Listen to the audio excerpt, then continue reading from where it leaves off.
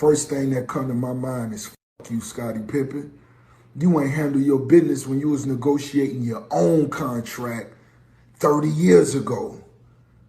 You got and what you want Mike to negotiate your contract? Scottie Pippen should be ashamed of himself. Now, I'm not going to crucify Scottie because obviously he's in a different place mentally, and there must be a lot going on, and my heart goes out to him because this is clearly an underappreciated, or at least a person who feels he is underappreciated. And just in case you feel underappreciated, Scottie Pippen, let me remind you that the world recognizes you as one of the top 50 players in NBA history, a two-time Olympic gold medalist, a six-time champion.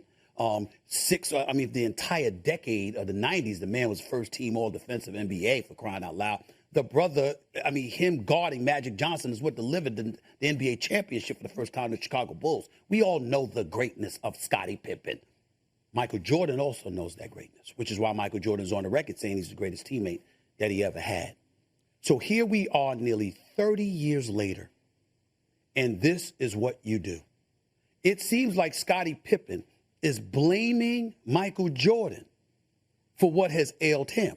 So let's go back in history because we need to correct the record. And if I sound like I am coming to the fence of Michael Jordan, you damn right I am. You damn right. Because he deserves to be defended in this regard. Scottie Pippen comes into the NBA in 1987. Scottie Pippen keeps bringing up how Michael Jordan was Michael Jordan because of us. Well, he was a champion because of y'all. And if he didn't win championships, clearly that would have been bad for his legacy, no doubt. But Wendy, do I need to remind anybody, and please let me see Wendy when I'm talking to her, do I need to remind anybody of who the hell Michael Jordan was before Scottie Pippen ever arrived? We're talking Michael Jordan. We're talking about the NBA, who was promoting Magic and Bird and said, well, wait a minute, pause. Even while the bad boy Detroit Pistons was interrupting the proceedings by winning back-to-back titles and going to 3 straight NBA finals, they said, pause. This dude right here is going to take our league to another stratosphere. This is when Michael Jordan was getting bounced out in the first round. That's how great he was to the human eye. So to act like, oh my goodness, we helped him win, and that's what made Michael Jordan. No, it actually made y'all. 1998 Chicago Bulls, the Last Dance Bulls for the Chicago Tribune. So I was there. I knew a lot of people in and around that team. And yet I have had media friends of mine who I've known forever try to make the case to me that Scottie Pippen was one of the most, if not the most underrated player in NBA history. Right. And I am dumbfounded by that whole notion because to me, he is one of the more overrated players in NBA history because I saw it up close and personal with my own eyes and my own gut feelings and my own eye testing. Scottie was viewed within the organization as not the mentally toughest guy, not a leader, more of a follower, that Michael did wonders for him just being in Michael's orbit in his force field because it raised the level of Scottie's game. He was a talented player. He was a very good player, but he was also, in the end, mostly a product of Michael Jordan when it came to, he was one of the top 50 players. There is no way he's one of the top 50 if he were the alpha and the leader and the leading scorer or the dominant player on another team. He's not going to be a top 50 player. And just for the record, when he left Chicago after Michael walked into the sunset and said, if you run Phil off, I'm done. And Michael stayed retired for 3 years after 1998. And Scottie went on to Houston and joined forces with Akeem Olajuwon and Charles Barkley and did nothing there. That team just flamed out. And Scottie averaged 14 for that team. Then he went to Portland and averaged 13 points and 12 points. And the first Portland team did get to the conference finals. He was old, though. Was he? Yeah. He was 33 and 34, which was Michael was 34 in the Last Dance season. Okay, so all that sticks in my mind and my craw about this is, let's go back to the migraine game, shall we? Because it was against Detroit, Game 7, 1990. Yeah. And all of a sudden, Scottie comes up with a migraine. And they brought it up in the documentary because Jordan was just beside himself. Like, I need you now. Right. You got to come with me here. I need some help here to go after these bad boys because they were bad boys. And what happens in Game 7? Scottie gives them a grand total of 2 points and 4 rebounds. Went 1 of 10 from the floor and 0 for 2 from 3 and didn't even shoot a free throw.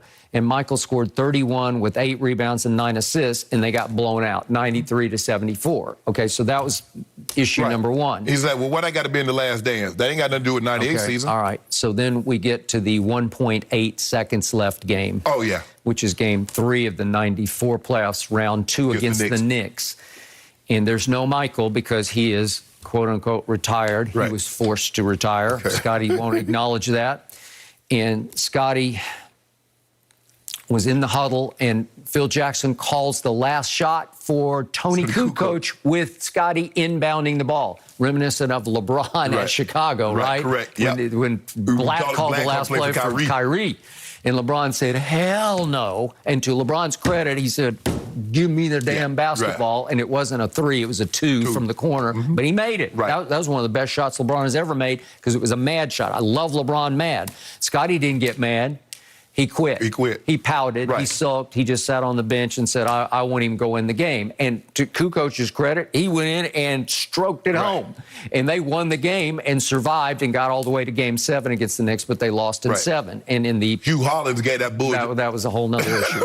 But in the Game 3 post-game locker room, Scottie got excoriated by all the rest of the Bulls who said no. Bill Cartwright was hurt. No. He said, Scottie, you let us down. Cannot do that. And then Scottie recently went on Dan Patrick's show, and he's said this several times in his career, and accused Phil of being racist by doing that, by calling the last shot for Kukoc. But he took it. But in the book, he took it back. But he dismisses it as the moment of truth had come for Phil, and he abandoned me. Is the point? But he also backed off and said, for 30 years, I tried to make it justify racist. why he would do that, because that's the only explanation that I could give. That he had to be racist in order to take that. He keeps saying, Skip, that's my moment. That was my moment. Yep.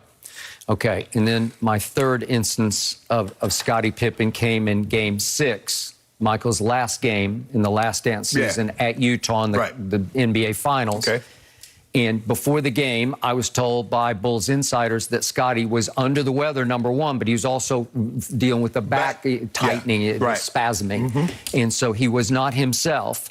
And what did Michael do in Game 6? He went out and scored 45 points of their 87, because they ended up winning 87-86. And if we could see at the end of the game what happened, you can see the last shot here on Brian Russell. And Scottie's just wide open, and he was there. I have a picture of it where his hands were up for a second wanting the ball, and Michael just took one little look at him and said, no. He's like, man, I ain't finna pass you the ball with that bad back. I'm not going to let you do this. I'm going to do this, and I'm going to hold the pose.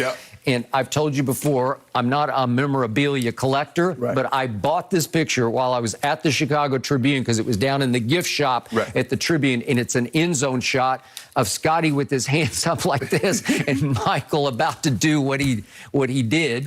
And it's vintage, it's classic. That was the essence of their relationship. And again, Scottie hates the Batman Robin, but he was Robin, and he was a very good Robin. But in the end, Batman just said, I got this. I'm going to make this shot. I'm going to